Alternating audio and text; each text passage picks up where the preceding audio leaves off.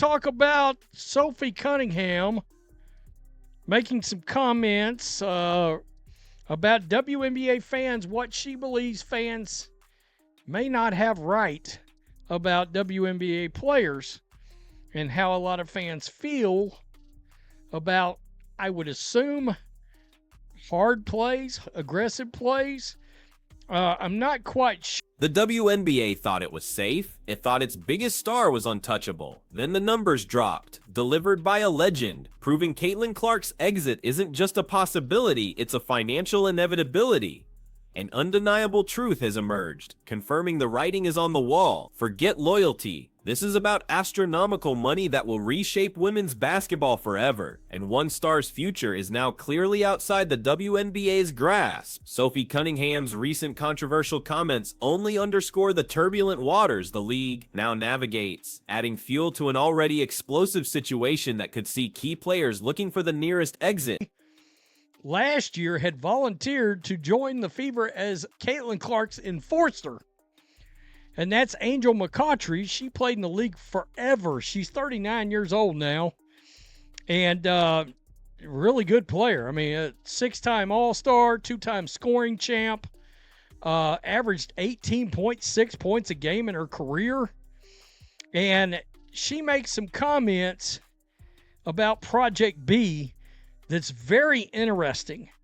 And I think she's saying the quiet part out loud, that some players may forego the The seismic shift comes from a shadowy new entity, Project B, poised to disrupt the entire landscape of women's professional basketball. This isn't just another league, it's an economic earthquake, promising sums that dwarf anything the WNBA has ever offered. Forget the incremental raises and contract negotiations. Project B is swinging for the fences, aiming to lure away the very best talent with unfathomable wealth. Its emergence threatens to create an exodus, a mass departure of players seeking life-changing financial security, starting with the league's most marketable assets. WNBA, not unrivaled, the W, in order to play in this new league. She also squashes the myth about, players have talked about, I want to be able to stay in the States. I don't want to go overseas, blah, blah, blah. She says that's kind of BS. That sounds like a negotiating tactic is what it is. So, Sophie Cunningham, let's check this out. I'm not just speaking for myself. I think I'm speaking on behalf of probably the whole league, that when people see us competing and trying to fight to do anything it takes to win, because this is a hard league. Former WNBA All-Star and true legend, Angel McCree, didn't just hint at this. She laid out the cold hard facts with stark clarity. Her insights are a devastating blow to the WNBA's narrative, revealing the harsh economic reality players face when choosing where to play. McCree, who even volunteered to be Caitlin Clark's enforcer last season, speaks from experience, having seen the league's financial limitations firsthand throughout her storied career. She pulls back the curtain, exposing the chasm between current pay and the future being dangled before these athletes. Sophie Cunningham, let's check this out. I'm not just speaking for myself. I think I'm speaking on behalf of probably the whole league, that when people see us competing and trying to fight to do anything it takes to win, because this is a hard league, that they automatically think that's what you're like off the court. People need to get to know us players more, and I think if they do, they fall in love with us. And so not judging the competitive side of us compared to our off court. Just wondering, do fans do that? Because I don't. I never one time have I seen somebody's play and been like, they must be real nasty off the court. They must be real. The contrast in earnings is nothing short of breathtaking. Consider the WNBA max contract, a mere $90,000 for top-tier players, a figure that barely registers in the world of professional sports. Now juxtapose that with Project B's proposed minimum salary, a staggering $2 million. This isn't a small bump, it's an astronomical leap, an almost 22-fold increase for even an end-of-the-bench player. This single figure exposes the WNBA's inability to compete, making any loyalty appear financially irresponsible to players with short careers. On what else does the player got going on off the court? Do they take basketball seriously? Or do they want to be a celebrity influencer? Well, you know what I'm talking about, right? So I thought that was interesting and that you guys would want to see that. Let's go over here. This is the Good Follow podcast. Hell, go subscribe. It looks like it's relatively new. The lady on the left is Angel McCoughtry. Like I said, we're talking about a real force in the league. 5-time All-Star, 2-time. But the money doesn't stop at salaries. Project B sweetens the deal with something unheard of in established leagues: equity. Players aren't just earning a paycheck, they're getting a slice of the pie, a chance to own a piece of a league that could explode in value. This forward-thinking approach transforms athletes from employees into stakeholders, aligning their long-term financial interests directly with the league's growth. It's an irresistible proposition for players seeking generational wealth, far beyond what traditional contracts offer in the WNBA. And how that's going to, she gives you a perspective of how players are going to look at this money, and you can tell from her reaction, it's like, whoa, that's a whole different level of cash we're talking about. The max was $90,000. I mean, even just say, like, you haven't been playing the league for, what, 1-2 years or something? Yeah. Yeah, that's fine. Let's just even talk now. You're a current Okay, I'm a current player. These players are making max $250. Now I'm making $250, then $90. And let's see, $5 million, $2 million. I mean, guys, you do the math. Who's going to turn that down? And then I'll have a chance to have equity in this league. McCree didn't mince words, asking the question on everyone's mind: if you're going to get paid $5 million, why put your body through playing the DMN WNBA? This isn't just rhetoric, it's a fundamental challenge to the WNBA's value proposition. Why endure the grueling schedule, the physical toll, and the relatively meager pay when an alternative offers such immense financial security? Her blunt assessment forces a reevaluation of priorities for every WNBA player, especially those with market-moving star power. 50, then 90. And let's see, $5 million, $2 million. I mean, guys, you do the math. Who's going to turn that down? And then I'll have a chance to have equity in this league, and this league could possibly grow. I mean, Project B, aka Project B, let's get it. Yeah. You know, Feels like common sense almost. It feels like it is common sense. I mean, honestly, I see a lot of girls. If you're going to get paid $5 million, why put your body through playing in the WNBA? Is that that's what I see coming? Well, here's the another aspect of this too. I thought the whole trend and point of some of these new leagues popping up was that the trend was going, players wanted to stay home in the U.S. And so that's an advantage that, like, Adding insult to injury, McCree completely shatters the long-held myth that WNBA players prefer to stay in the United States.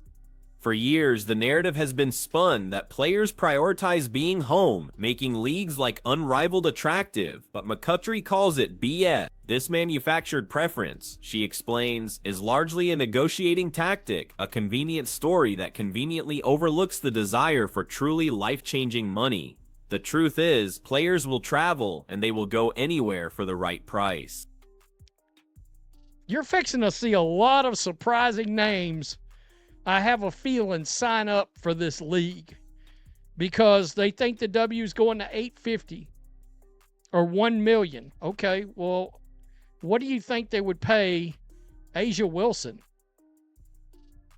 8 million, 10 million a year, so 8 to 10 times more than they're paying now. Caitlin Clark, 15 million, 20 million, 25 million. I mean, I don't know. People seem to get offended when I bring that. Why? Why wouldn't you? McCree speaks from deeply personal experience, recounting her best experiences overseas in places like Istanbul, Turkey. She vividly describes a vibrant life of great food, rich culture, and legendary parties that last until 7 a.m. on off days, followed by breakfast. This isn't a sacrifice, it's a lifestyle upgrade. The idea of playing in Europe, Asia, or even Africa, combining travel with high-level basketball and immense pay, is presented not as a burden, but as the life. It completely reframes the overseas option. This revelation from a respected WNBA veteran demolishes the carefully constructed narrative by current WNBA players and league officials. The notion that players want to stay home for the sake of it is exposed as a convenient fallacy. The dollar amount, as McCree powerfully demonstrates, changes everything. It's no longer about where you play, but how much you get paid to do it. The WNBA's leverage based on geographic preference is completely evaporated in the face of Project B's financial might. The financial disparity isn't just between the WNBA and Project B. It also eclipses new domestic alternatives like Unrivaled, which offers players around $250,000. Project B's minimum $2 million is effectively 9 times that. This means a player could earn the equivalent of 9 Unrivaled seasons or many WNBA max seasons in just 1 year. With Project B, the sheer scale of the investment by this new league signals a complete game changer, leaving no room for smaller competitors to realistically contend for top talent. When an end-of-the-bench player can command a minimum salary of $2 million, the implications for bona fide superstars are staggering. The WNBA's entire pay structure, and indeed its very existence, comes into question. Who will fill the rosters if every player, regardless of their star power, can secure such an incredible deal elsewhere? This threatens to hollow out the league, leaving it devoid of the talent and excitement that draws fans, a direct pathway to its ultimate demise if changes aren't swift and dramatic. Now let's talk about the true game changers. If an average player can pull $2 million, what about the titans of the WNBA? McCree speculates that a star like A'ja Wilson could command $8 million, perhaps even $10 million a year from Project B. This isn't just more money, it's a multiple of 8 to 10 times her current WNBA earnings. Such figures are not only enticing, but represent a moral imperative for agents and players to consider, demanding a profound reevaluation of their career paths. And then there's Caitlin Clark, the biggest name in women's basketball, a transcendent talent whose arrival has galvanized the WNBA. McCree's projections for Clark are jaw-dropping: $15 million, $20 million, even $25 million per year. These aren't just numbers, they're a statement. They represent a scale of wealth that would completely transform her life and legacy, far beyond what the WNBA in its current financial state could ever hope to offer. Her exit would be a devastating blow to the WNBA. To put Clark's potential Project B earnings into stark perspective, consider her massive Nike deal. A conservative estimate of $20 million annually from Project B would mean she could earn twice her expected Nike income in just 8 years, in roughly 3 years. This level of financial security earned through playing basketball is unprecedented and irresistible. It highlights the WNBA's fundamental problem. It cannot provide a comparable financial future for its most valuable assets, forcing their consideration of external options. The stay-in-the-country argument, championed by players like Napheesa Collier and Breanna Stewart for Unrivaled, is exposed as a smokescreen. McCree's candid remarks confirm what many suspected: it's not about staying put, it's about the money. The idea that players would forego millions to play in the US, when lucrative and enjoyable overseas opportunities abound, is now undeniably revealed as a false narrative, a convenient fiction designed to mask the underlying financial issues within the domestic league. Amidst this looming financial crisis, another controversy adds to the WNBA's woes: Sophie Cunningham's inflammatory comments about fans.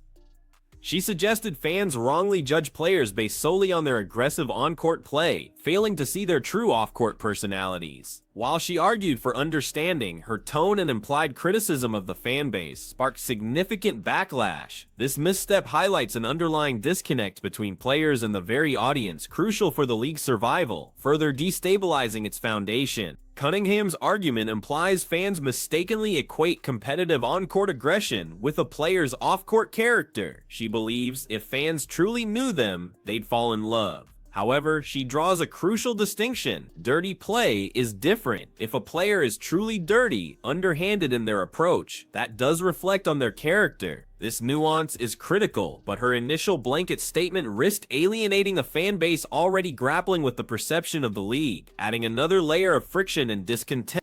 The The line between hustle plays and aggressive defense versus dirty play is exactly where the controversy lies for fans. While Sophie might believe fans misunderstand intensity, many spectators possess a keen eye for genuine unsportsmanlike conduct. Her comments risk brushing aside legitimate fan concerns about certain behaviors, rather than fostering deeper connection. This internal divide over how players perceive themselves versus how they are viewed publicly only exacerbates the league's public image problems, driving away potential supporters.